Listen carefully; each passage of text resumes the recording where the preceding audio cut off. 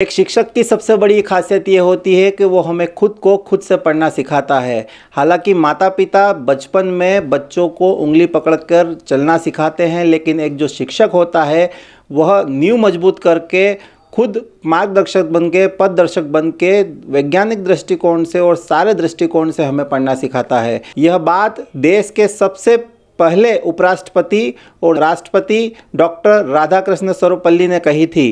5 सितंबर यानी शिक्षक दिवस के रूप में हम उनके जन्म दिवस के रूप में प्रतिवर्ष शिक्षकों का सम्मान करते हैं। ठीक उसी तरह से मध्य प्रदेश में भी 5 सितंबर यानी कि आज शिक्षकों का सम्मान होना है। और यह पूरे मध्य प्रदेश में झाबुआ का गौरव के लिए बात यह है, 14 शिक्षकों को यहाँ पर सम्मानित करने की बात की जा रही है। उसमें से झाबुआ जिले का भी एक शिक्षक यहाँ पर सम्मानित होना है। श्रीमती ज्योतिष्ना मालवी, जो कि झाबुआ के हुडा स्कूल की शिक्षिका है, वो भोपाल में राज्यपाल मांगूभाई पटेल और शिक्षा मंत्री इंदर सिंह परमार के हाथों से सम्मानित होना है। झाबुआ जिले के लिए बड़े ही गौरव का विषय है कि यह शिक्षिका को जो है सम्मानित किया जाना है। किस तरह से इस शिक्षिका ने यहाँ पर बच्चों को शिक्षा देने के लिए प्रयास किए और साथ ही साथ में उन्होंने सोशल मीडिया प्लेटफॉर्म पर भी कविता और कहानियाँ बनाकर जो बच्चों को यहाँ पर आगे लाने की बात कह रही है। साथ ही पेंटिंग और साथ ही साथ श्रमदान और खेलकूद और अन्य गतिविधियों में बच्चों को आगे लाकर किस तरह से यहाँ पर ये शिक्षिका ने सम्मान प्राप्त किया है। और 5 सितंबर शिक्षक दिवस पर SMS न्यूज़ की एक खास रिपोर्ट देखिए।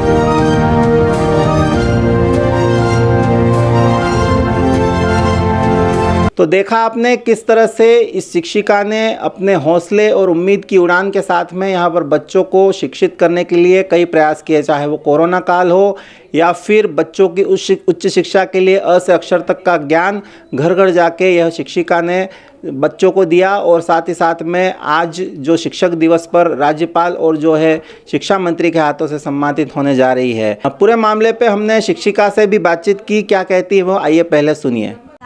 राज्य के मंच से राज्य स्तरीय पुरस्कार पाना मेरे लिए और जिले के लिए गौरव का क्षण है।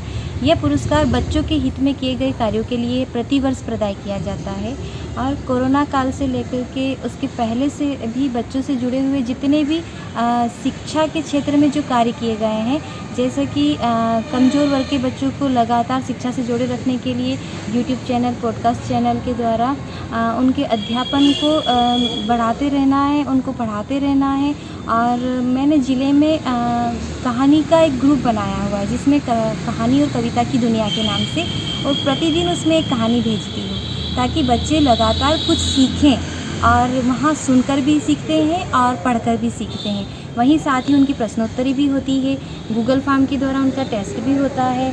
ऐसे छोटे छोटे प्रयास जिन्होंने बच्चों को लगातार शिक्षा से और मुझे बच्चों से जोड़े रखा और मुझे हमेशा बच्चों से प्रेरणा मिली है।